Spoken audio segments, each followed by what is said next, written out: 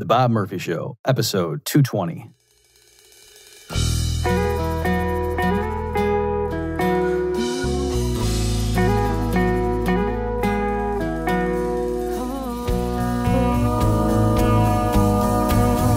There's a tidal wave coming. What you gonna do? Get ready for another episode of The Bob Murphy Show, the podcast promoting free markets, free minds, and grateful souls. It's your source for commentary and interviews, conducted by a Christian and economist. Now here's your host, Bob Murphy.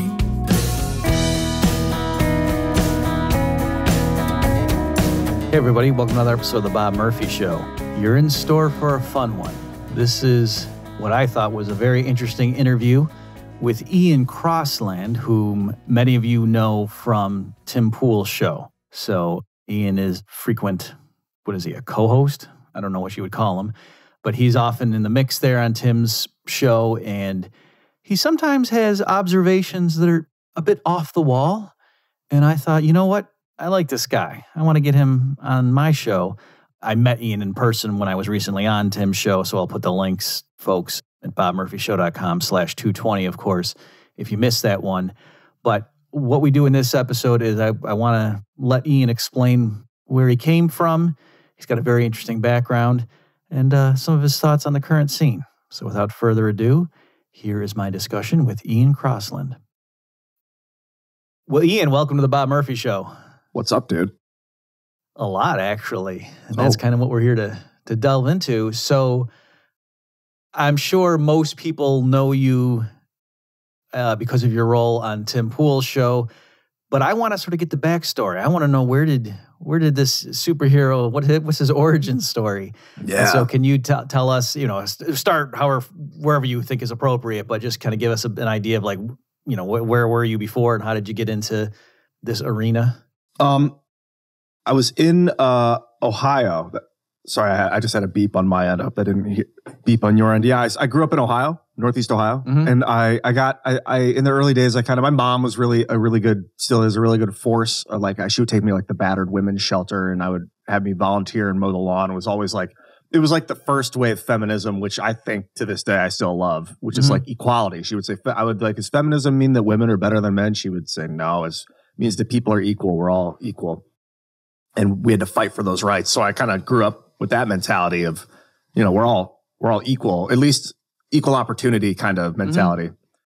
And I wanted to help as many people as I could. So I was going to become a doctor. And then at some point, 7th grade or something, I decided I'd become an actor because it was easier. And then I could help maybe more people get famous and kind of spread good ideas and knowledge. And then I can tell people as a kid, it was I could tell people what to do and I'll tell them to do good stuff. And it's kind of short-sighted.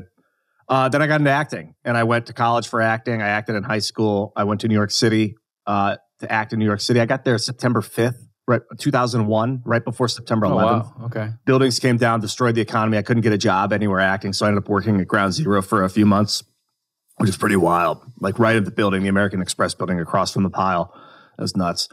I eventually left there, went to Chicago and kept doing theater. And then out to LA, started doing TV and commercials. And then YouTube, 2006. I started would sit with my girlfriend in my apartment and talk about this book, The Four Agreements, this book of Toltec wisdom about don't take anything personally, don't assume anything. And I wanted to share the information with my friends. So I started making videos on MySpace and sending them to my friends. And you can communicate with anyone. They say that people are afraid in LA, but they're really just, that they're shallow, but they're really afraid to open up. And if you open up to them first, they respond and it's you're friends. There's no, this illusion of fakeness is not, you can break through it. And the MySpace platform was too slow. So I started uploading the videos on YouTube and then embedding them in my MySpace blogs and then sending those. And then people on YouTube started to respond. And I started to, as an actor, like a Hollywood actor, I was it became way more interesting really quick. All these people that were responding on YouTube, and I realized there was a community. So I started investing in that and building this community on YouTube and meeting all these people. And then we started to have live events where we'd go to San Francisco and have a bunch of YouTubers. Then Hollywood, it seemed like Hollywood and YouTube were kind of incongruent because they'd see my crazy YouTube videos where I like get stoned and talk about love and freedom and like rail against the Iraq War and George Bush. And I ask Ian, like how high production quality was this like you just in your room ranting, or did you like have graphics? Okay, it was way low quality. It was like a Logitech $30 Logitech webcam or something with a $12 microphone, one of those little right thing mics. They're still up. If you go to the Crossmack channel on YouTube and you want to look at like openness, and I think that was the first video I ever did. It was called Openness. It's just some goofy kid trying to, and I was like an actor, so I was still kind of like performing too. It was very, but the Hollywood. I just wasn't made for that business, man. It was there was a lot of fakeness in that business, and a lot of like it's overly sexed. It was very the sexuality was a little too much for me. I was more into like communication and helping people like directly. And then Bill Ottman contacted me because he used to watch my YouTube videos and wanted me to start up Minds. So I went out and got into the back end of social media. I'd already kind of mastered the front end in as much as you could in 2007. So then I helped him build Minds, and then I met Tim through Minds. It's kind of how I got to where I am today. Okay, so there's a lot there. Why don't we spend some time on that if you don't mind? So when you said you were working at Ground Zero, do you mean like moving rubble, or you mean you happened to be in a regular office setting that was looking out at where Ground Zero was? I never actually moved rubble. I worked in the American Express building as a security across the street for AMEC, one of the 3 construction companies that was doing cleanup. Okay. And I sat in like on the second floor. It was blown out. All the windows were blown out of that building in the bottom floor of the building. It was like open to the air. September, October. And I think it was like early October when I started there. Or late September. And I just sat there with a cop as security for AMEC from 6 p.m. to 6 a.m., Friday night, Saturday night, and Sunday night. 12-hour shifts, 3 12-hour shifts. It's crazy. Did you ever have to do anything? My job really was to just sit there and make sure no one walked in and stole anything. But you had a perfect record on your watch, right? Yeah. No, there was no one ever messed. It was really interesting. It was very unified feeling. It was very interesting how people came together in that time. Yeah, so I was going to NYU as a grad student when that happened. I was living in New Jersey. I saw the second tower actually go down, you know what I mean? Like with I saw it in real time. I was looking at it as it collapsed. My roommate actually had rubble hit him. Because he worked in the financial district. And so he took the train in that day. When he got off the train, the first plane had already hit, but at that point, everyone just thought it was a freak accident. And so he was walking out, and then the second plane hit, and he started running. Like I said, stuff actually hit his shoulders from that. We were there, and you're right, it was wild. You could still smell the burning like several weeks later. It could have been months. I'm losing track of time, but I mean, people might think, oh yeah, it was down, and then the next day they put the fire.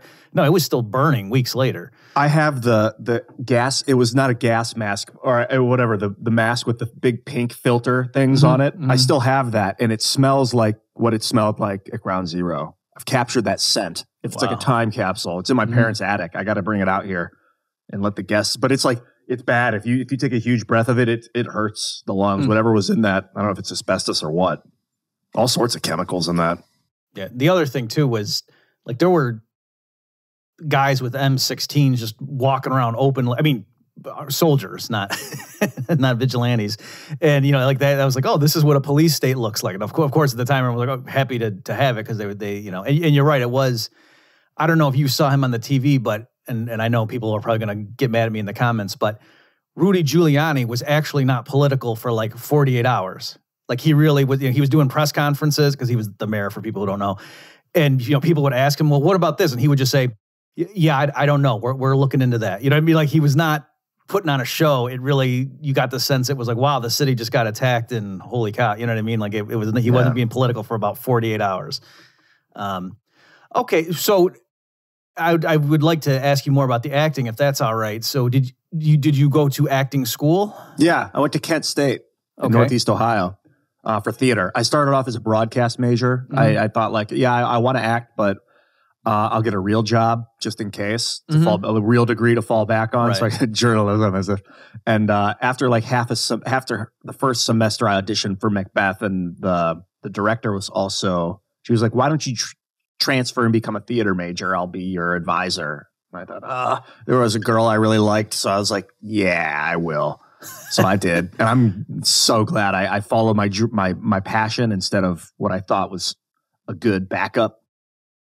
I met such amazing friends. I'm still in debt from it, but the people I made and the experience I had as an actor, like, it built my confidence up to a point where I was actually able to get roles later.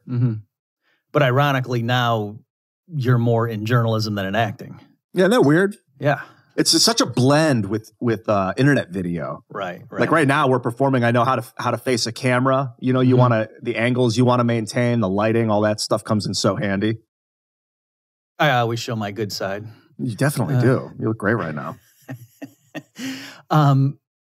So I had Robert Anthony Peters on, and we delved into this stuff too. So this just fascinates me. So what is it that they do in acting school? Like what do they teach you? I mean, obviously you've got to distill it down as much as or as little as you want. But can you give us an idea for someone who's like, I know what it means to go and learn calculus or something or history, but what does it mean to go study acting? I took the Bachelor of Arts degree, not the Bachelor of Fine Arts. The BFA was more focused. They would have like dance and music and a lot more focused. So I had like voice classes, movement a little bit. No, actually, I think I took one movement class. A voice class would be like, they'd give us like pillows and we'd be laying on the ground like, for like 30 minutes and stuff. Or we'd be like looking in each other's eyes. Like you'd get a scene partner and you just sit there and stare into each other's eyes for 15 minutes. Like what does that do? Make you comfortable around people. Oh, okay. A lot of it is just to make you comfortable with your body and around people and moving. Theater history was part of it that later in the degree where you'd study about like the 20s and like Dada and like kind of the inception of these weird artistic, like way back, lots of Shakespeare. I studied lots of Shakespeare, read a lot of Shakespeare plays. It broke them down into iambic pentameter and like kind of how to improvise in Shakespearean, which was very interesting. And then a lot of the degree became about just doing plays. Like I would do a play, spend like 3 months on the play, and then I'd get 3 credits or something like that, I think. I did summer stock theater at one point. So over the summer, I did at this place called Port House that's by Blossom Music Center in Northeast Ohio, and got like 6 credits for it, I think. So I would actually get credits doing theater, which was very awesome. So it was like hands-on. That was like the best part of the experience, really, was the actual experience acting. Get a chance, and you would get like roles. You would get an opportunity to get roles that was like kind of above your pay grade as a kid, as like a 20-year-old or a 19-year-old. They give you a shot. What's interesting, you said when you said one of the exercises was just staring at somebody, and the point was to get comfortable. Because I remember I went to this. I was part of this event, and I have to be a little bit vague, but they had a film crew there, and they were trying to do, it was like a thing that conceivably could have been of interest to TV viewers. And so they had a camera crew going around following us. And it was like when the cameras were off, the group I was with, there were a lot of like genuine characters in this group, and we were hilarious. And we were, you know what I mean? Like we had our different personalities. But then when they would turn the cameras on, like, oh, let's get this. Like I and several other people just stopped. We just turned off because it was just, oh, there's a camera roll. You know what I mean? It was just weird. And for people who have never had that happen, it is shocking how much just someone putting a camera on and turning it on can just kill the spontaneity, at least for some people. Man, auditioning, it's an art form in itself. When you go in and they're like, okay, and go. You're like, what? It really shouldn't be different. Why does it feel different? Right. Yeah. Yeah, it's like muscle memory or something. Almost like you suspend your disbelief. You got to act like the camera's not on, but also be totally aware of where it is, knowing that it's on. Right. So can I ask the voice exercises? What is that? So that when you're on stage you do a different voice, or does it permanently change your voice? Yeah, at Kent State, we didn't have much of acting for camera classes. It was like almost all theater. I had one class where we acted for camera and microphone. So we didn't learn how to talk on microphone, unfortunately. And it's very different than projecting to the back of the theater when you have, you kind of learn like what part of your chest you want to project from. So a lot of people will speak from their upper chest, and then you can kind of go lower and like come from the base, like your core. And then that gives you more of a vibrative resonance. If you want to hit the back of like a 6,000 person theater, you want to like bounce it off the back wall, even though there's people right up in front of you. That took some time. And then as a singer now, I'm like a musical performer. Man, has it helped learning how to project and vibrate that lower part of my belly button. Right below the belly button area. All right. So now some of those techniques that you learned in school, do you use that like now in your podcasting? Yeah, definitely. Can you give us a specific example of? Well, microphone play, I guess I learned more in my 20s, kind of on my own, doing YouTube. I mean, talking into a microphone for YouTube is kind of its own art form, because you want to, and then singing on stage is another type of art form. So there's like acting for the camera. There's projecting on stage when there's no microphone. Then there's like singing into a microphone on stage, which is different than acting for a camera microphone.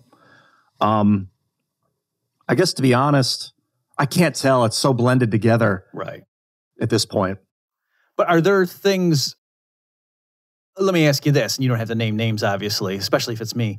But like when you guys have a guest come, do you sometimes notice like, oh yeah, that guy, he doesn't understand like where the mic needs to be and things like that?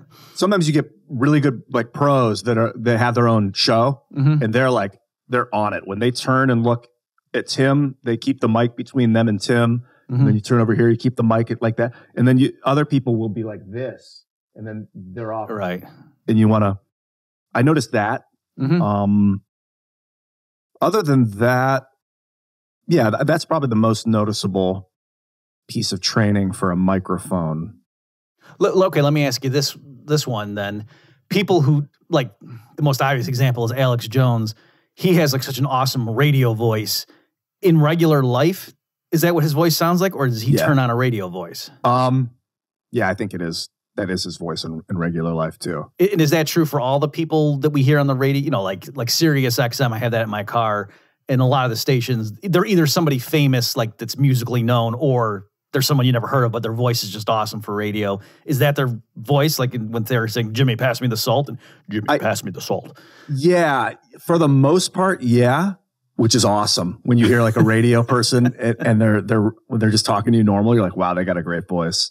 Some people will like Luke gets more when the cameras go on. He gets more like energized for the performance, I notice. And then when the camera's off, he's so chill, which is, and you're like, I keep expecting him to be his on camera personality. I mean, everyone's kind of the same way. Like Tim's very almost silent when the camera's not on. He's just chilling, you know. So we all turn up the character kind of. The character's on go when you're on. Right. But the voices are similar. Now for theater, it's very different.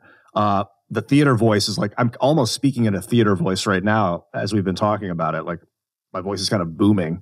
Like you really gotta aim it and like unload the low frequency vibration part of your voice when you're projecting on a stage. And you don't have to do that on a microphone. It's pretty cool. Okay. So can I ask a little bit about, so you said you went out to California and that's when you started like doing commercials and things like that? Yeah. I moved out there in with my girlfriend and then got in touch with her agent within like the first couple of weeks and got signed with a commercial talent agency.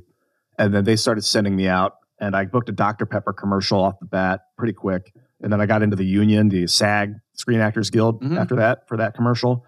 The commercial never aired. It was pretty crazy. And then I did like a Long John Silver commercial. I did an Orbit gum commercial, which was pretty, where I was like cutting them. You can find it on YouTube too. I was going to ask you if you can help me find some of those. Those are both on YouTube. I'll send you links afterwards. But it was actually, I found that I wasn't very happy doing commercials. Yeah, it was good money. Can I ask you, this fascinates me. I hope maybe 3 of the listeners will like this too, but how does that work? Do they audition you for a Dr. Pepper ad and then they call you back later to actually shoot it? Yeah. And like, what's the audition consist of? Like, here, take a sip of this and make it look like you enjoyed it? Like completely, yeah, that's what it was. And for the Dr. Pepper one, it was so funny. I was late. I drove out to Santa Monica from Hollywood and I was like in traffic and I got there late and I had to park far away. So I ran all the way as hard as I could to get to the audition on time. And when I got there, there was a big brick wall and I had to run all the way back and around again as hard as I could. So I got there completely. And then you got a drink of the refreshing Dr. Pepper. And they loved it. They were like, this guy's an athlete, whatever. They were like, he's the guy. Because I was like not booking. I was going out and I wasn't getting booked or called back. But what happens usually is they're like, we like you. And then you'll leave. They'll be like, thank you. You don't know. Because they're just like, okay, great. Thanks. Awesome. And sometimes they'll give you direction and it's like, okay, good. That means they really they're interested in me if they're asking me to try different things. But hang on, this intrigue. What does that mean? Like, turn your elbow a little bit, or what do they mean? Like, how do you get they'll be direction? like, try it again. Give it a little more energy when you start saying, this is great. I love this stuff. Try it again. Hold it up a little higher. And then you're like, oh, they actually give it, they actually care. And then when you leave, you'll either never hear from them again, or your agent will call you within the next one hour to 7 days, or sometimes it can be weeks or months. They say. I've never had it go that long, especially for feature films. A lot of times they won't call you back, but you'll get a call and they'll be like, hey, they want to see you again. And that's what they call the callback. And then they set up another meeting, you go in. Good for people rather than to think of them as auditions. I learned as I was going along to think of them as interviews. It just kind of puts you at ease to think they're interviewing you. They want you there. You're not like lucky to be there. They want you there and they want you to be the best. Right.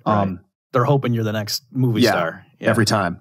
Yeah. And then there's a chance that they like you so much the second time that you get called back a third time. You'll get your agent will call you again and be like, they want to see you again. Sometimes a fourth, fifth, and sixth time. It's very rare in commercials that I found. And then after usually the third callback, you'd be in there and at that point with like one other guy.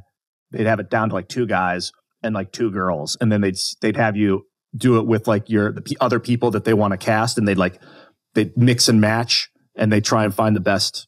Oh, because you might be interacting with somebody on the set. Yeah. Okay. Yeah. And that's at that point, you'll actually be with the other people. Usually in the early process, you're not there with, sometimes in the very first audition, you'll go in with someone and you're the people they end up booking because your energy's so good at the initial audition. Huh. Okay. Ballpark, how many commercials do you think you did? 3. Okay. And then I did a TV show called Aliens in America. I did the pilot for that one and we launched it, which was felt great. It launched and did one season on the CW network. That was pretty fun. I played like a high school kid, no lines, but it was a great intro to theatrical work. I think I could have, if I was going to had maintained being an actor, I would have stopped doing commercials and started doing more TV shows. But at that point, I'd already gotten into YouTube and it was more like free and I could say whatever I wanted. Okay, because that came up when I was talking with Robert too about that. Like, is there how can I put it? At what point do you have to start being concerned about, I don't want to take these roles, possibly commercials, because then on paper it looks like I'm this kind of an actor, and if I want to go do this. Yeah, I had a specific memory of a Wendy's. I think I was at a Wendy's commercial audition, and they said, okay, your line is, I don't care what's in it, it tastes great. And I was like, well, I do care. First of all, I was like a health nut at the time. I'm like, this is disgusting that I'm using my body to sell this crap. So I did it. And I was like, I just feel so dirty lying for a living. I'd rather be telling the truth for a living. Right. And that was kind of a big pivotal moment for me. I think also having been stuck as just only having a commercial agent kind of tainted my view. Because if I'd been doing TV shows, it would have been a lot more, I don't know, rewarding to play a character like long term, where you get to build the character. And right. Okay. Yeah. Well, I mean, Wendy's is better than McDonald's, at least. So definitely, dude. You ever dip those fries in the Frosties? I actually have not done that. I used to love that stuff. I may have to do an experiment for science. Yes. Okay, and so then you also said, again, you said a lot there that I want to unpack in that initial discussion or statement. So you were saying there's this stereotype, perhaps not a stereotype, perhaps it's real, that the people in LA are real fake, but that you figured out the trick to quickly get around those defenses or whatever you want to call it. Yeah. So some people might say, well, of course they're fake. They're all a bunch of actors and actresses by definition. Is that a fair thing, or is that missing the point? Someone who might have that reaction. I think that they're more afraid of being real because their job is to be fake and like to project a character. And if they get caught saying the wrong thing, that they might get ostracized from the industry, so that people are on edge about like saying too much. But I would go through and I would like say what we just said. That's all the stuff I would say to them. Like, people out here aren't fake. They're afraid to communicate because the industry, the oppressive force but we can get through to each other if we just, let your guard down and you be honest and speak with love to humans. And they're like, yeah. And I make the best friends of my life. Like, still have some of the best friends of my life are from Los Angeles from that time in my life. And then I brought that energy to YouTube and I made some just amazing close friends through YouTube with that same energy. Yeah. Let me say, like, so when I did Tim's show, and I showed up and I'm meeting a bunch of people and, I'm nervous about doing the show and everything. And I was a little bit hesitant. And you came in and I think you walked over and hugged me. I'm pretty sure. That's how it goes. and it was like, it was, so you do have a very disarming, like, authenticity that, someone realizes, oh, this guy's not a threat to me and I can let my guard down. So for what that's worth, that's big. Because it comes across well. That tone, it's like body language tone in a way. I think a lot of things is not so much what gets said, but the way things get said is a big part of communication that maybe it isn't focused on enough in our culture, which is part of why I find text so dangerous when people try and communicate through text. A lot of the tone of the communication is lost. Right. And because if you're not afraid, if you say something and know that you're not afraid, like Dave Chappelle, people laugh, and he says incredibly what other people might consider offensive if they were to heard me saying, Right. Yeah. Yeah, I've noticed it, like even something like Bill Burr, some of his routines, he wins the audience over first by being hilarious for a half an hour. And then he says stuff that, if like I just got up on a stage and said the same words, people would, be shocked, but he can get away with it at that point because they know where he's coming from and that, this guy's hilarious. All right. So, I'm curious, since you were out there and you saw the culture, I think, do you have any thoughts on why is it that it seems like so many Hollywood celebrities embrace PC causes? And I'll throw out my possible theory. Is there, tell me if there's any validity to this. It's, there might be like a certain sense of guilt, like, I really haven't worked that hard in my life. And I'm a multimillionaire and world famous, and I can see there's genuine problems out there. And so let me use my platform to help somehow. And they kind of maybe just don't do enough research, or they don't know how, and they end up, saying a safe thing, but because they do feel like I really ought to be giving back somehow. Is there any? Yeah, I think that there's maybe three reasons, and you just mentioned two of them. One is that they don't know enough about it. As an actor, your job is not to study politics and the history of totalitarianism and understanding like psychology. Unfortunately, psychology is an important part of acting in a lot of ways, but not every actor gets it. They're just beautiful, especially in Los Angeles. On camera, they just hire, a lot of times they'll hire beautiful people rather than talented people, which is kind of sucks. You happen to be both, so it's, you happen to have it all, Bob. Yeah. Yeah.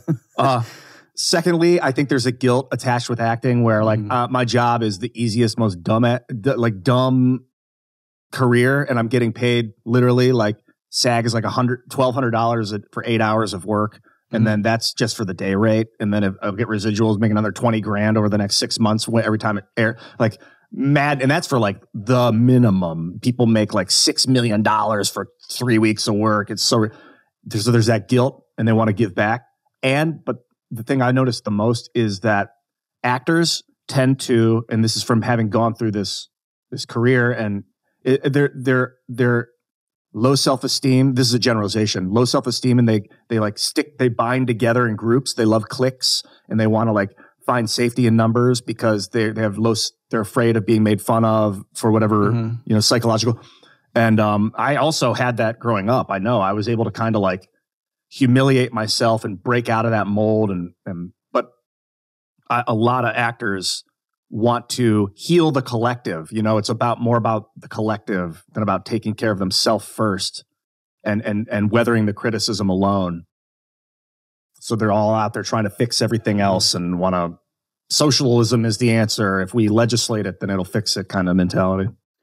Okay, well, you actually sort of got in the same zip code as another thought I had a while ago was I wondered if the people we see as like the ones who break through and are the leaders in their various fields, is it, so yes, obviously they got to be talented and everything, but is it partly because they had more of a drive than everybody else, whether it's sports or music or, being on the screen, and other things equal, the kind of person that's going to really push, like maybe they got something they're trying to prove to the world or something, or, maybe like, in other words, a lot of times you'll hear stories like, oh, so-and-so is, a world famous singer now and she's a sex symbol, but in high school, she was a plain Jane.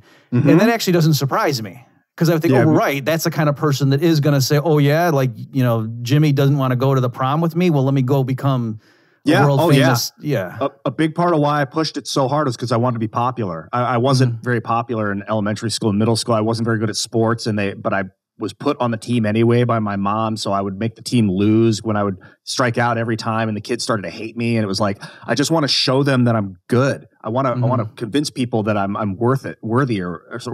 And so I'd try to make them laugh and do theater. And then I realized, okay, this is effective. And people actually like me. And now I think I can make people's lives better this way. But I was like, I'm going to prove to them that I am awesome, and that they should have the whole time known that I was awesome. Was kind of like the driving force of why I kept pushing. Now I want to help people. I want to sustain our species with graphene and things. I mean, I don't even care so much about the ego anymore. There's this balance, you want to use your ego and your Bob Murphy body to like project the Bob Murphy subscribers so that you can send the information to them. But at the same time, you want to create systems that can exist without Bob Murphy. At least, and I'm just said you instead of me, but like. I was going to say, if that's what's been driving you this whole time, that's a little odd. Yeah, so the Bob Murphy, the Bob Murphy mentality. How many actors in Hollywood have that same thought? Because I didn't realize. Most of them. Most of them do. Okay. Yeah. So, okay. That does dovetail then with what I was thinking. Like another example is Michael Jordan. I don't know if this is when he was inducted into the Hall of Fame, he had his high school coach there. And the story goes that his high school coach cut him. And it turns out that's actually not true. I went and dug into that. It's that Jordan, I think as a freshman, didn't make the varsity team. He only made the JV team. And he was so mad at that guy that it was like, oh yeah, well, I'm going to go, I used to have dreams about giving an Oscar speech where I'd be like thanking my geometry teacher from high school. And it changed a little. I remember too, I had a bit like a nervous breakdown in like 2009 as I was coming out of that industry, because my whole life I'd geared myself towards being an actor. And when it started to see that it wasn't right for me, I was like, what am I going to do with my life? I'm falling apart. The pendulum had swung so far in the other direction from ego. I'd been obsessed with Ian Crossland and the character and projecting this creature to the world. And then it had swung back. I had like this weird spiritual kind of evolution where I was like, no ego, I'm nothing. What am I? It's about the message, not the body. But that was also bad, because then no one cared who I was anymore. Like if you don't embrace your personality and your frontal lobe ego. So it's like, there's this balance. It's constantly shifting. You want to utilize your name and your face and your body, but also it's utilize the ideas, make it about the ideas. I think it was C.S. Lewis that said something.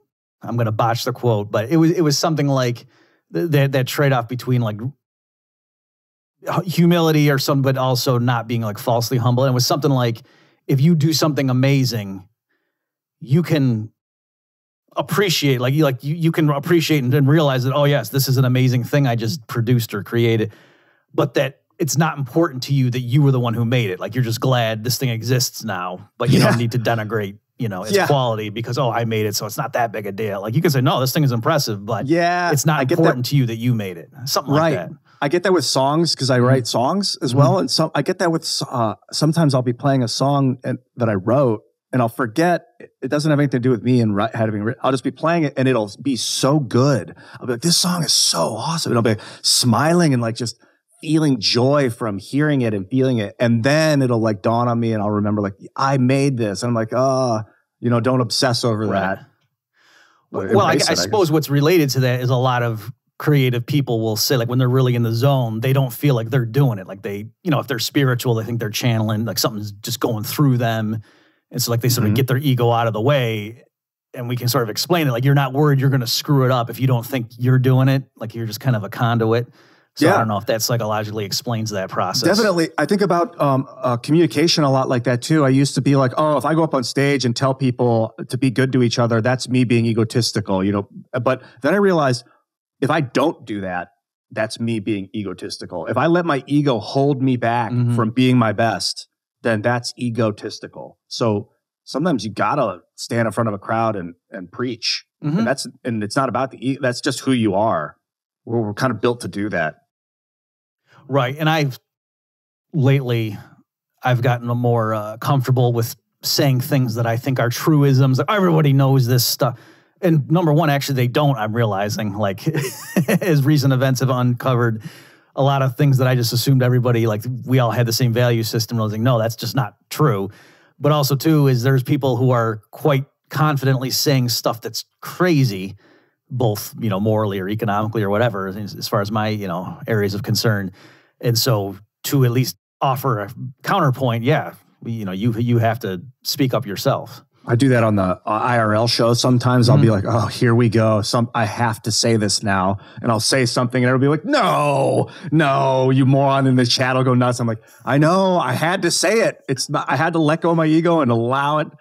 It's okay. I'm glad you walked into that, Ian, because the way I jotted down the note to myself was Minority Report.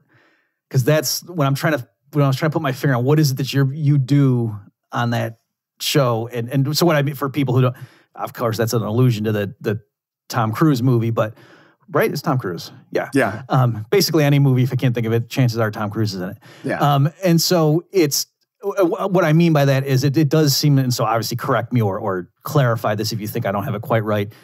What I've seen you doing, at least lately, and maybe you've been doing it all along, and I'm just putting my finger on it now, is especially like if Tim and the guest are like high-fiving, and they're going along with something that, is red meat for the crowd, but you are concerned that, wait a minute, you guys are missing something important, or let's be careful here, we're in thin ice, and then you will say something that, may be a buzzkill to some of the viewers, but you think it's important to like, hey, let's not forget this important principle. Very much the other day, Jack Murphy and Tim were saying, Jack said, men are stronger than women. And I was like, can't let it sit.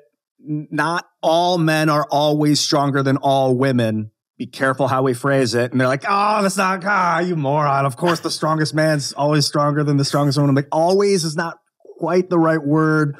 Very, very most likely possible. 99.9 is not always. And they're like, the crowd's like, you moron. But I mean, and I suppose like you were saying, the background with your mom taking you to the shelters, and it's like you probably saw a lot of strong, and not necessarily like they could bench press, but like psychically strong women and stuff too. So, or even I'm talking physical. I've never seen a woman that's physically the strongest human on earth, but that doesn't mean that it will never happen. And some people may argue that it can never happen, but I think that's an extreme argument. I don't know what's to come. I see huge ripped female body build. The way that our species is evolving, I can't imagine that it would be safe to say that it will always be a certain way. And people think that I'm insane. I'm breaking it down too much, and like maybe I am, but that's what I think is the balance. It's important to keep an open mind. Another recent one that my wife and I said we were cracking up days afterwards was, and I want to add, part of why I'm asking this is like, do you know sometimes that it's going to be funny when you sometimes take these positions? Is you guys somehow were talking about cannibalism, and you were saying something like, well, I mean, if you just ate a guy one time, I wouldn't call you a cannibal. If I stop playing soccer, I'm not a soccer player anymore. Exactly. Yeah. And so do you know that was funny? That one, no. That's the great thing about Friends is like, sometimes like when I was like Reza's like, come on, I did it one time. Like I was just like getting into Reza's just being Reza for a moment. But they all laughed, and it's like, it's nice when like. Can you explain the back just for people who don't even know what we're talking about? What are you guys talking about? He's a reporter. I don't know much about him, but he went to like this cannibal tribe and did like a documentary with this tribe, and they were like kind of like giving him like peer pressure and like, hey, eat some of this brain or something. He was like, okay. So he took a piece and ate it, and they're like, yeah, you ate the brain. And he's like, and was all like kind of sickened by it, and they're like, and then like he felt threatened and like he was going to get hurt, so he like ran and like left the tribe. Was it like on a beach that happened? Yeah. Okay, yeah, I've seen that video. I didn't remember what the guy's name was. Okay. That's it. And ever since he's got this stigma, and like they talk about on the show from time to time, is pretty funny, I think. But, good point. I'm not a soccer player anymore. I stopped playing. So I'm not a cannibal anymore. I stopped eating it. So like I said, the number one that was hilarious, but also two is, I think that's a good example of what we're talking about, where like everyone just wants to rip on the guy, and you're like, well, hey, like you're almost like a defense attorney. Like we may convict him, but let's at least make sure we're fair here. Yes. Yes. Let's be balanced for the show. We want to give a balanced viewpoint of what we're talking about. So on a more serious or important note, I've also noticed recently that you were, I don't remember the context or the exact words, but it seemed like the conversation was sort of dismissing large groups of Americans as, the enemy or the other. And you were just very concerned about, their humanity, everyone's capable of redemption, like themes like that. Yeah. That's a big part of my life. My I don't know what the word is. My ethos is redemption and the hero journey. I love the hero's journey where someone fails and then they become a demon and then they come back and realize their ways and they become good and like a paladin. I don't know if you ever played Final Fantasy II, Cecil, the main character. There's epic stories of like failure and I don't know what the word is, but recombination but the comeback. I love and I know people, I experienced it personally. I went through hell and now I'm back. Like, I know people can do it and I want to help people. I used to want to help pull people out of the muck, but that can get exhausting and they'll pull you down if you do. So I want to give people the tools to help themselves. And also people are kind of like brainwashable. If you tell someone you're a failure, they're going to fail more. If you tell them you're good at what you do, they get better at what they're doing, especially little kids. You see them little kids the most. People are like big kids. So I try and go that route of empowering people. And I've seen people that were my enemy become my friend so many times that's why I do it. Right. Yeah. I mean, so I'm Christian. And so obviously they're like, Saul, on the road to Damascus becomes Paul, and, one of the wrote huge portions of the New Testament. So for Christians of all people should know that, you should always have the hope out and not, be gloating and hoping your enemies, get what's coming, even though, or they do get what's coming, but God, has something much, much more beautiful than what you're thinking of in the beginning. But even, on a secular level, it's more efficient, for lack of a better term. You know what I mean? Like it'd be good if you didn't have to, wipe out and smite your enemies. If you could convert them to be your friends, then definitely. And especially if it seems too is what's particularly ill-advised for those of us who embrace right now what is not a very popular ideology or viewpoint. Like the free market libertarian type community that. What we believe in is not very popular. And so, we clearly, whatever other strategies people want to embrace, we have to be very inviting and persuasive and, welcoming other people to come. So it doesn't mean you lower your standards and water them down so everybody's your buddy, but it does, there is a way to, not just tell everyone how stupid they are and evil. That's not very effective at getting them to change their mind. Right. Of course, inspiration, I think, is way, way more effective than downgrading or denigrating someone. The earth is so small. If you can zoom out and look at it, we're all kind of the same or very, very similar humans. The language barrier is a little annoying. So I'd love to see like a global language. English is getting there. It's very close because of the entertainment industry, movie, TVs, radio. But I also acknowledge like the vicious wild animal that is human and the danger of like letting yourself be vulnerable in front of a crowd of people. You got to protect yourself and, you know, take care of yourself first. It's very important. It's a balance. I tried to help people like just without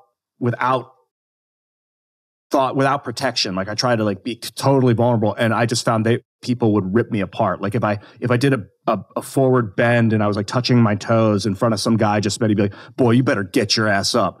Like, whoa, I didn't expect him to say that to me. Some random guy. Hey, hang on. Are you being metaphorical or you mean literally? No, that actually happened to me in LA one time. A guy came over to my friend's house, and I just met him, and I was like relaxing, like stretching in the living room and like bending, doing toe touches. And he got really aggressive with me all of a sudden. Like it was like this alpha dominant thing in our genetic. I thought, okay, I can't be vulnerable all the time. Can I ask, did he think you were being... Probably thought I was showing off or something. Suggestive or something? I don't know. Okay. It's hard to tell sometimes, but whatever happened, it was very dangerous for a second. I'll say it bluntly. Like, was your butt in front of his face? No. I was just trying 8 feet away, bending down. Yeah, it wasn't in his face or anything. Okay. But it bothered him. Mm-hmm. And I don't know why. Something to do with his past. Maybe he was abused as a kid. Mm-hmm. Monkeys tend to do what happens to the monkeys. If you beat a kid, the kid might be very aggressive when he's an adult. Mm-hmm. And defense and protection is super important. I still believe people are redeemable and want communication, and if you give them better options, that they'll choose communication over destruction. But that doesn't mean that you can just leave yourself open to attack at all times. Yeah, definitely. So there is and I've heard too, like people who are in the, let's call it liberty movement, for lack of a better term. And a lot of people are talking about burnout. You know, people who've been doing stuff, activism, let's call it, for 20 plus years, and then just saying, you know what, I had to pull back and just do some normal, you know, because I was just spread too thin, and it was just too psychologically taxing. So there is that trade-off between, you know, trying to help the world or save the world, but also, you know, taking care of yourself, as you've been saying, or protecting yourself. Yeah. Yeah, and finding safety in numbers. You know, it's a big part of working with Timcast is cool because, like, I could choose to try and do this alone if I wanted to, but it's, you know, it's better to, not that I'm hiding behind Tim. You know, I'm supporting Timcast, but I was trying to do it, be the front center all the time, and it was just like, man, you get like that is a target. So it's better to kind of support a unit of people. Like the founding fathers knew that. Mm-hmm. It's, you know, no one can do it alone. So what do you mean when you say, do you mean like before you joined with Tim, you were just doing like your YouTube videos and in the comments you were getting ripped apart? Is that what you mean? Or do you mean something else? Or like, I mean, literally you can't see behind you. You know, that's one way to look at it. But it wasn't like I felt like I was going to get jumped or anything. It was just, yeah, you know, you can only see so much and do so much as a singular individual. Mm-hmm. This is kind of meandering thoughts right now. But I was like so against the cult group mentality for a while. I hated cliques. I hated seeing kids get left out of groups. I was left out of groups for a while, and it was like, man, I can't stand it. Like, but now you find that like I tried to bring everyone in, and like, but then you get, I hate to say this, but some people are smarter than other people, and it's not like meant to be an insult, but you don't want to surround yourself with like really, really dumb, stupid people all the time as well. Like sometimes I'd get like the most popular, famous YouTuber would be my friend and some random commenter. And I would try and bring them together because I hated cliques. Right, but what I realized was all the famous YouTubers wanted was to have a group of famous YouTubers and me to come be part of that group with them. And I was so resistant to it that it destroyed my career. I wouldn't play it. Like with Maker Studios. Did you follow the station evolved into Maker Studios? It was like the original super popular YouTubers. I was working with them in Venice. Then Disney bought it for $1 billion, 2009 or something. And I had the opportunity to be like owner of the company and be part of and it was just an amazing group of super popular YouTubers. But I was so anti-cult word mentality, group think type thing that I pushed it away, probably to my detriment. And I was like, no, I want to bring everyone. And it's too exhausting. You have to pick and choose who you surround yourself with. Sad. It is sad. Maybe the neural net will change it. Maybe you'll be able to like experience everyone's experiences and make them all feel good at the same time. But that's kind of why I'm working on the Fediverse, because I'd rather give people tools to protect and build themselves instead of try and build them. So, okay, yeah. So can you tell us, what is that, the Fediverse? It's like a decentralized social networking system of platforms. So you've got like Mastodon. Well, I don't know what other ones are technically on the Fediverse right now, but the idea is to build what I'm building, or what my team is building. Really, I'm just overseeing it. They're doing the work. Is like a package that you will download and install on your computer, like an application, and then it will create a program you can load on your computer and a browser extension. And you'll open the program and it'll be like a little dashboard, like a YouTube studio dashboard. And you can upload videos onto a server that you choose. So like library, maybe you can get Amazon Web Service. Maybe you have local hosting. You could pay for your own hosting. You might be able to host for other people. And then you'll upload your stuff and then people can subscribe to you with a monthly payment, similar to Patreon, very similar to Patreon. And then you get all the money. It's just an open source program that anyone can use. So we're cutting out the middleman of YouTube, a Patreon. There's nobody's going to take 20% of your monthly subscriptions. And then everyone that uses that program is going to be people that log in and they want to search your stuff can also search like the federated network of users, of creators that make stuff on it as well.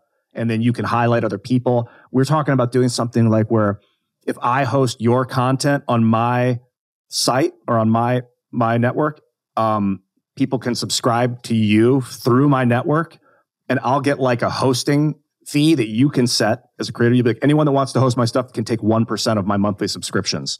So the smart contracts with the crypto that we're using, or the payments somehow, will automatically split to you and to anyone that's hosting you. Because I think like piracy is such a big issue, and I'm trying to find a technological solution to solve for piracy.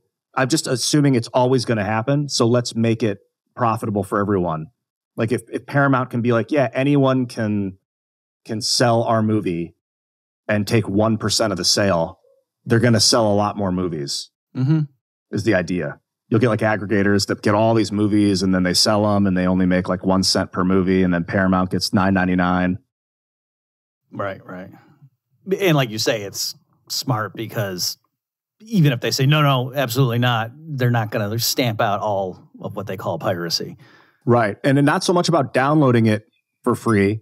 That I don't know how to solve for, but selling it and distributing it. I want to solve for that. Okay. And so rather than you trying to go around, you said a bit ago, and you rehabilitating people one at a time, you're thinking now your strategy is just to give the tools by which they can do it themselves. I was like one of those people that was trying to do, like you were saying, for 20 years doing advocacy, and like I got so burnt out. I wanted to kill myself for a while. It was just like, I was like, dude, I can't. I get why Jesus let himself die. Like he was trying to help everyone all the time. Like that will destroy your mind. Because people, they don't always take help. You'll try and help someone that you know you can help, but they won't accept it. And that's like devastating, can be devastating to the psyche. So yeah, I went through that personally, and now and only recently, I guess, have I realized the power of like empowering the individual, giving them power as opposed to trying to control them and fix them. Right.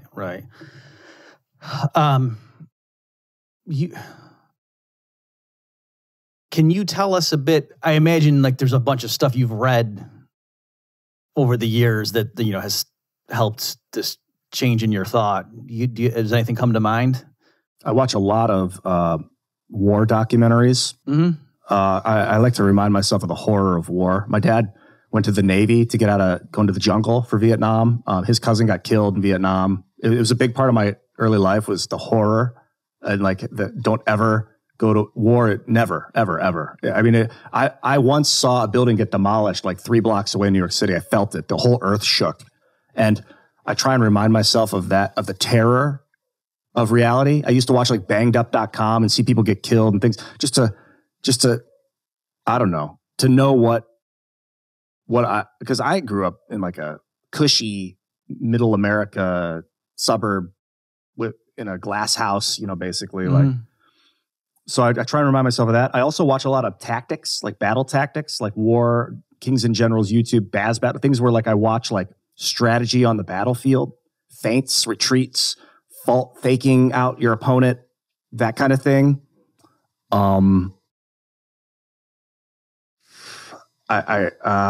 else? I love like history. I love history. I love like breaking down mythology, like the Greeks, the Jews, the Christian, like the ancient past, the Atlantis, the history of like the end of the Younger Dryas. I look at like the commentary impacts, and what I like to do is take the mythology and humanize it and think like, what were they really experiencing? Like Zeus told people he was a god. He had lightning, so he probably had batteries. They had those Baghdad batteries. He probably had electricity and was like lying to people. They're like, oh, he's got the power of God. And he's like, yes, I do. I'm a god. Bow to me. I'm going to have sex with my children. Like he was crazy. So I like to get in the head of the people that we don't know. That helps a lot because I think that helps me interact with people in general. As for like reading stuff, I don't know. I got a hold of The Creature from Jekyll Island, but I haven't read it yet. That's something I want to read. Mm-hmm. I mostly read and write fantasy stuff. Like, what's it good? I did the Harry Potters. I did Dune. I love studying magic and the occult. Demonology is pretty interesting to me. Like the Goetia is kind of fascinating because I think the demons got demonized as well. Oddly enough, the winner of conflict writes the history books. That's well known. So when you look at like the battle between Michael the Archangel and Lucifer, well, that was a war that Michael won. So I'm like, oh, okay. Maybe those guys had hang gliders and the plebs thought that they were wings. So that's the technology. And they were dropping like boiling oil on people. And you look at these demons and they were like kings and dukes. So I'm like, oh, they were probably real people. And Lucifer was like, hey, Michael, give the electricity to these people. And Michael was like, it's too dangerous. We know what happened in the past when everyone had a control of electricity. We can't. He's like, dude, you can't hoard this information. So Lucifer went and gave the information to all these kings and dukes. It was like, he's withholding from you.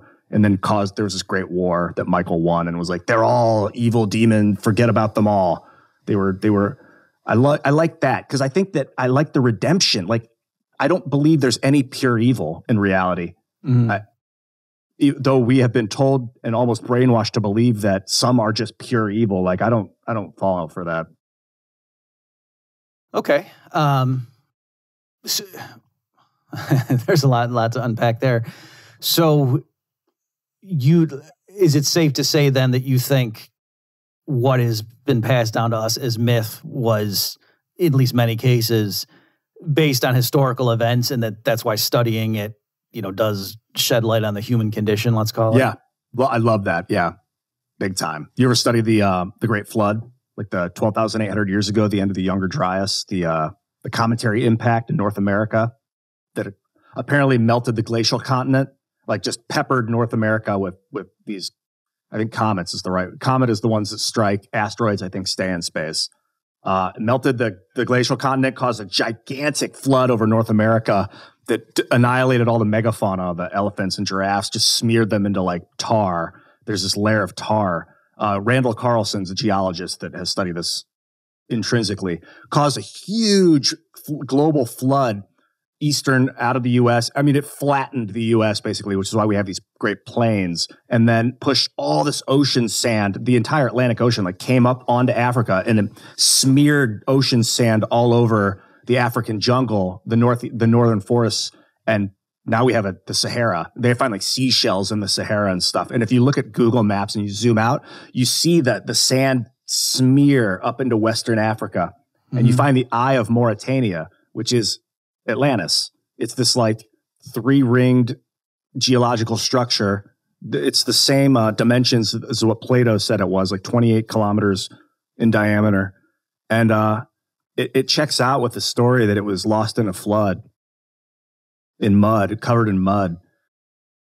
That's big. That's big because that makes me realize like, yo, all these problems on Earth, whatever, man, we got to protect against comets. If a comet strikes the Earth right now, we all die. Like a big comet hits the Earth, it doesn't matter who won the last election. So I'm glad to see NASA is attempting to divert comets. It puts things in perspective, I think, when you study, especially if you can find out. It's part of why like recording information and documenting everything is so powerful and important. Like the Egyptians have hieroglyphs of them pointing at a comet. Like that's the greatest warning, I think. Volcanoes too. I think super volcanoes could be pretty nasty. I don't know if we can vent those or something. Yeah, you reminded me of G.K. Chesterton. So, he's a Christian apologist. And he had, again, I'm not going to get the exact quote, but something like he was saying skeptics of the Bible point to the fact that they try to discredit the Genesis account of the Great Flood by pointing out that all these different cultures, have some story of a great flood in the past. And, his point, though, is, well, isn't that what you would think would happen if it really did happen? You know what I mean? That the various cultures would remember it. And so how does that prove that, in other words, the cynics are like, oh yeah, these stories in the Bible, they're just recycled from other people's stuff.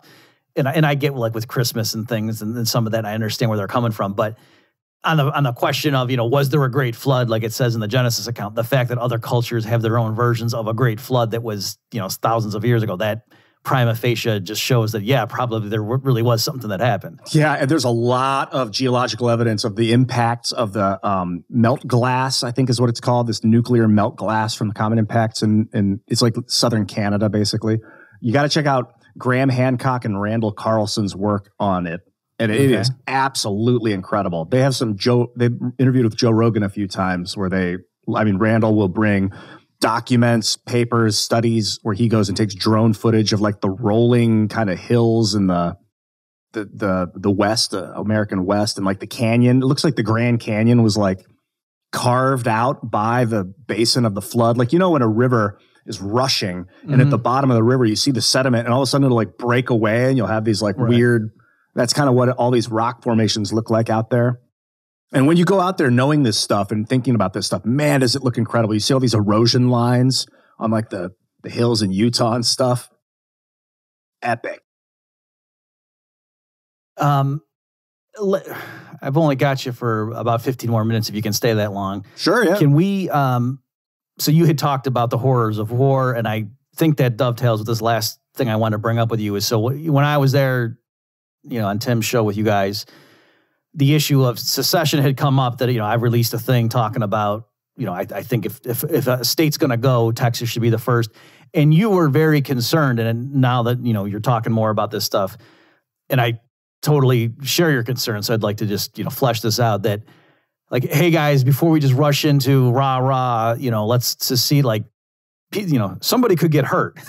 And, is that a fair statement that you're concerned about, let's be careful about, just rushing into this thing that, once events start unfolding, they take on a logic of their own?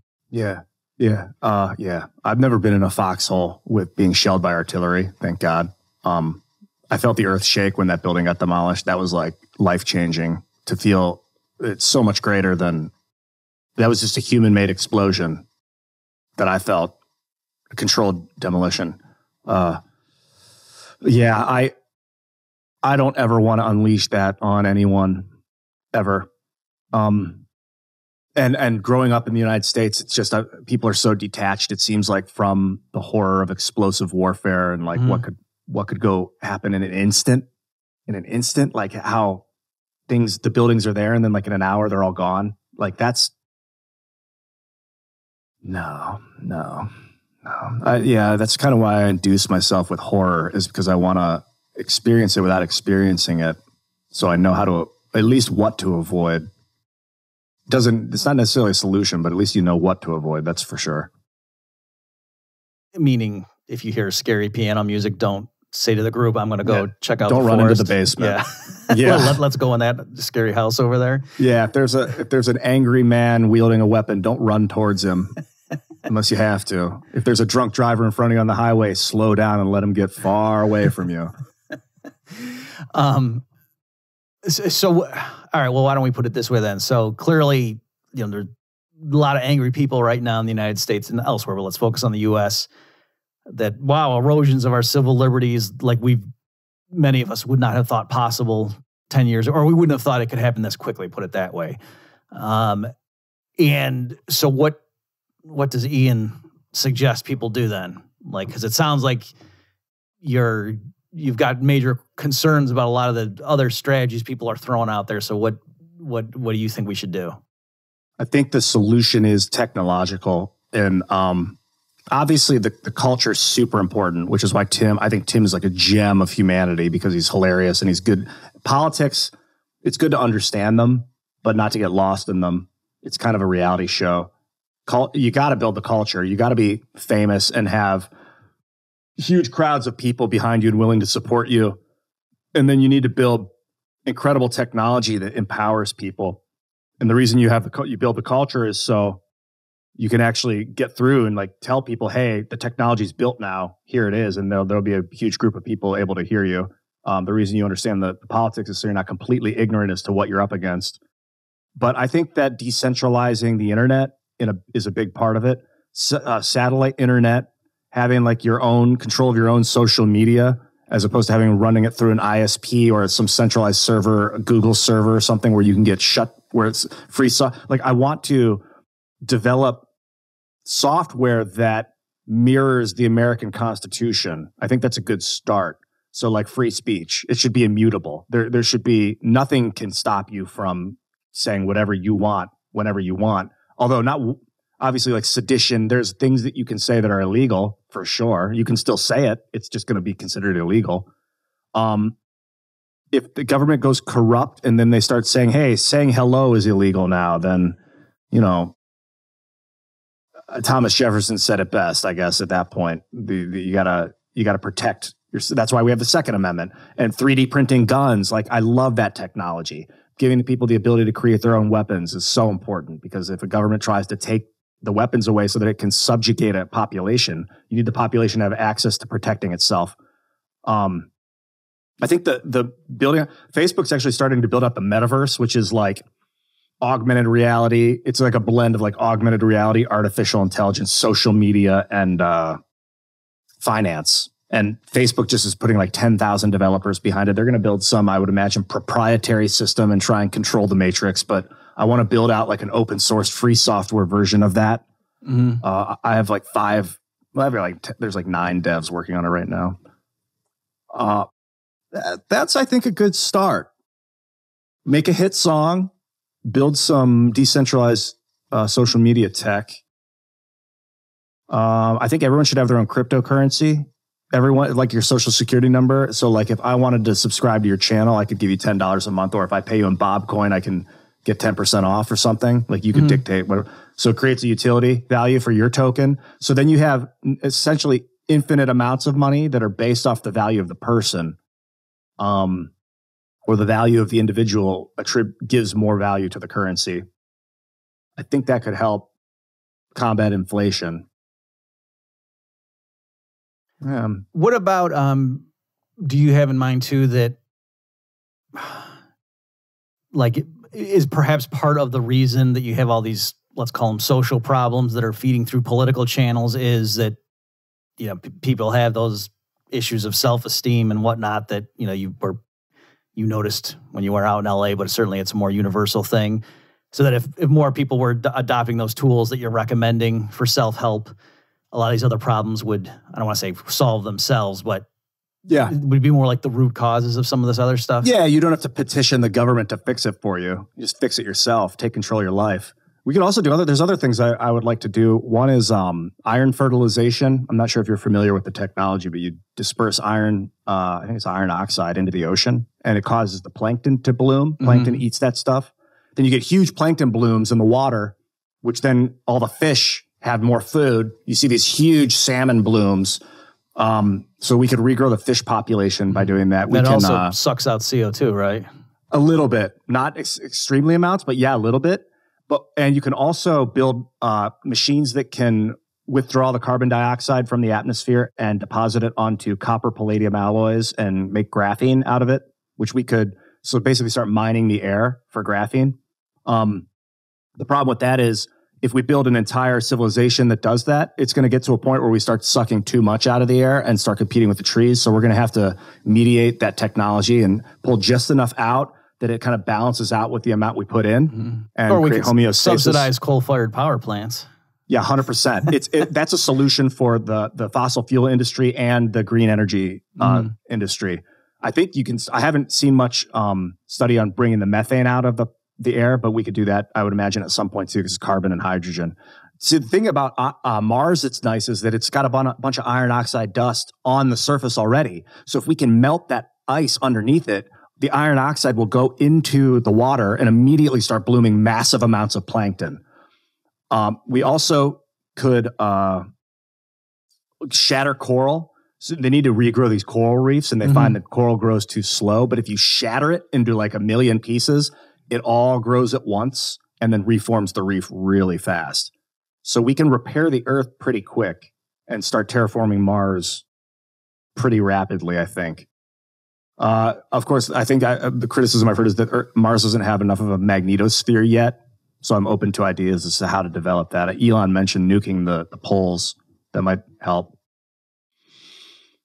Yeah, I think those are my top techs that I want to build on Earth right now. I mean, graphene is the beginning of like a revolution of materials. It's going to be so cool when we're making like carbon wires that you can like pull apart and put back together magnetically, touchscreen wallpaper, water filtration, space elevators, space catapults where you can like magnetically fire something from orbit into another orbit where you magnetically catch it and then slow it down. We'll be like sending stuff all over the solar system.